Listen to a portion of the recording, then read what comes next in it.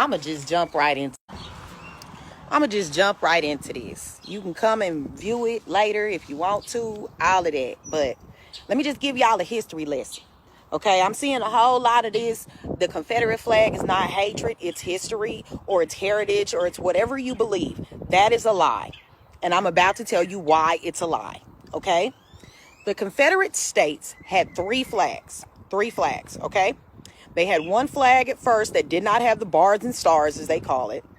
Okay, the hateful banner, because that's what it is. Okay, it's hateful. I don't care what you say to anybody of color. It says, hey, I ride with the Klan. That's what it says to us. So the Confederate States had three flags. They adapted the bars and stars was the second one. And then they moved it to the bars and stars in the corner. Hey, Chrissy, you already know this because I taught this in class. Had the bars and stars in the corner like the Mississippi state flag or the Georgia state flag. Okay, well, this is the deal. The Confederate States wanted to separate from the Union because they were adding other states that were not slave states. And then when they found gold in California, those plantation owners was like, hey, we can go to California and take our slaves and they can mine all the gold. And then we can continue to make money hand over fist. That is the real reason that the South seceded, because they wanted New Mexico, Arizona, Nevada, all those states south of the Mason-Dixon line to be slave states, agricultural states. Yes, the North didn't really need slaves because they had textile industry and they started to industrialize before the South. Now, another thing that y'all don't know, that the majority of the slaves were brought over here not to harvest cotton, but to harvest sugar cane. Sugar cane will kill you if you've never seen it. So the majority of the first slaves went to the Caribbean, went to South America. There are way more slaves that ended up in South America and the Caribbean than ended up in the United States. Why, you ask? I'm getting to that. Cotton was not a profitable crop until Eli Whitney's invention of the cotton gin. You cannot separate cotton by hand. It's not profitable. But when he made the cotton gin, it was an easier way to more efficiently remove the seeds from the cotton. Okay? So then it became a profitable crop. That's when they started bringing in more and more slaves to the United States. So they could not only harvest cotton, but indigo and tobacco. Okay? Those three crops. Cotton, indigo, tobacco. All right? So another way, when y'all are saying it's protecting your Southern way of living, what you don't know, and you haven't been over, is the 3/5 compromise. That they decided that they were going to pass a piece of legislation that said a black person was only 3/5 of a white person. This is out there. It's the 3/5 compromise because the South said they weren't getting equal representation in the legislative body of our government. So that's why they came up with the 3/5 compromise. Okay? Blacks and slaves in the North weren't treated as badly as they were in the South, but it was still slavery either way. Okay? So the North is kind of like, we don't really need slaves. We have servants. A lot of the indentured servants that came over here, their families went to the North, okay? Because of the industrialized economy they had up there, and there were other jobs they can get.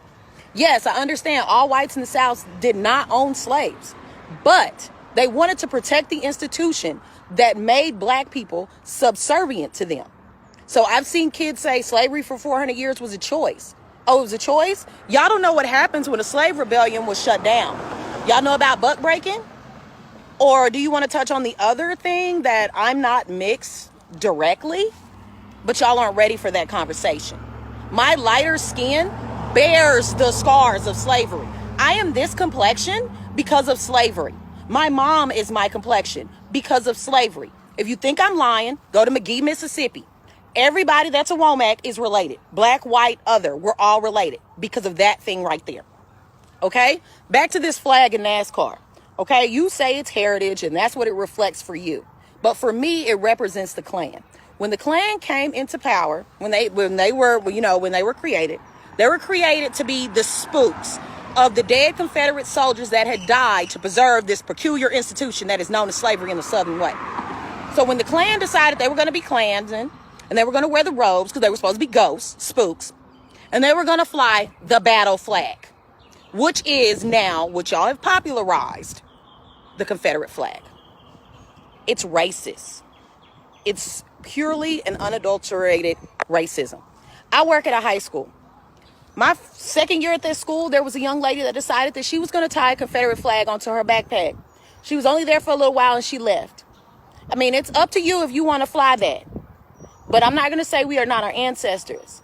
We have more moxie, we have more spunk, and we don't do it like in the peaceful manner. We tried peace. That didn't work for y'all.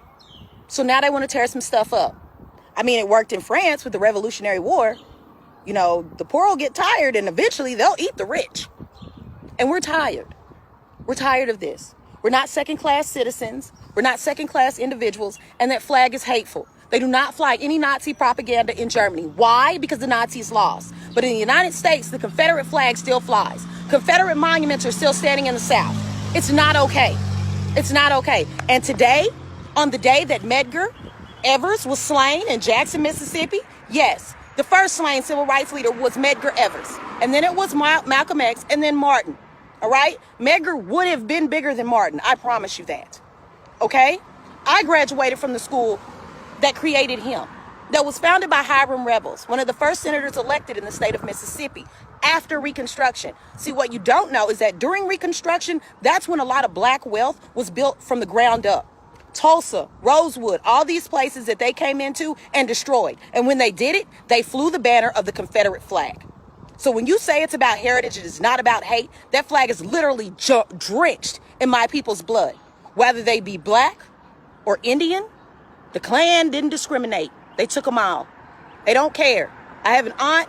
She was born in Mexico. She's Mexican. I love her to pieces. I don't like any of this. None of this is okay. None of it.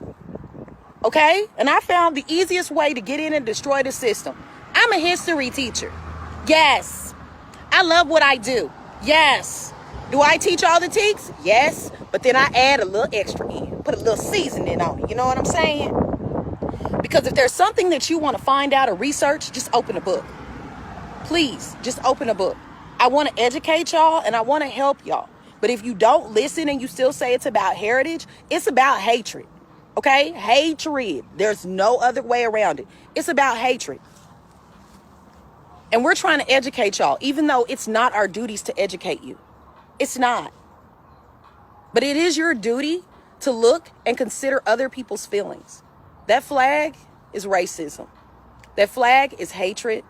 That flag it's got eugenics all over it. A lot of y'all don't know what that is, but the Germans tried to employ that during the final solution when they wanted to eliminate the Jews. So until we address this ugly, ugly, ugly stain that we have on our country, it's going to continue to be like this.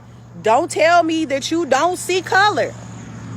Because if you say that, then you're saying that I'm going to discount what you are saying as an African American because I don't see color. Yes, systemic racism still exists. And then you're going to say, well, you're doing just fine. You know why I'm doing just fine? Because every woman in my lineage has a degree. Okay? My great-grandmother had to learn to speak Spanish so she could get a job as a janitor after having a master's degree. I was told at 10 years old by my great-grandmother that I couldn't go swim in the pool that was down the street from her house. Okay? Big, beautiful antebellum house that we stayed in Port Gibson. And I couldn't go to that pool at 10 years old. I'm 35 years old. That's not okay. There are things still going on in the United States today. And every time you say that flag is not hate but heritage, it's hateful. It's very hateful. And it needs to go. These Confederate monuments need to go. All of it needs to go. If you want stuff to change, then we have to address the scars that y'all have left on us. Okay? Y'all need to apologize to Colin Kaepernick. We can do more than just run behind balls and entertain y'all. All right? We can do all of that. It's okay for the Honey Pot founder to say, I want another little black girl to look at me and say, I can grow up and be this way. I can be successful. We need that. And it's okay. Just because we're saying that we can do it, it doesn't diminish anybody else. But through history, every time we've got it out the mud without anybody's help, somebody want to come in and burn it down. Tulsa, Rosewood. Okay? The only reason we were pushing for integration is because we wanted African American schools to be funded the same way the white schools were funded. We don't really push into being into areas. All right? I don't know if y'all know this, but if that was the case, HBCU enrollment stays strong. All right? We're not trying to force our way of living or anything about our culture onto anybody else. We just want to be seen as equal. And then when we do it on our own, we don't want you coming in and taking it from us. Okay? There has to be some middle ground. There has to be some accountability. There has to be a conversation about what has gone on in this country. It's gone on long enough. And unless y'all gonna bring back the rights we had during Reconstruction, I'm gonna keep speaking up. I've been good. I've been quiet. Everybody been like, I know she gonna say something. She gonna pop out and give y'all the business. But I'm gonna do it eloquently because y'all want me to be the angry black woman. I'm not gonna be the angry black woman. But I am gonna show y'all what it's like to be young, gifted, and black. My black is beautiful. And I'm not gonna let anybody shrink that anymore. Okay? I am created and crafted beautifully by our maker. He decided he was going to take a little pinch of sugar, some honey, some sage, some mocha, everything, and create what you see. My hair is magic and my skin doesn't age. And I want y'all to understand that genuinely, black people, African Americans, we are so forgiving and loving when we shouldn't even be. But we are. Don't fear our equality because we're not going to do y'all like y'all did us. We're better than that. And we've proven that for the last, 500 something years. So when you tell us to just get over it, how about you become oppressed for 500 years and then say, just get over it? Okay? Okay? So I hope y'all learned something from this. You can share it. You can do whatever you need to do. Because this is something that needed to be said. And I might have been the right person to say it. So I hope I've helped you and educated you. All right? So y'all go be good humans to each other. I'm out. Check out the nails. Yes, Lauren Slaves.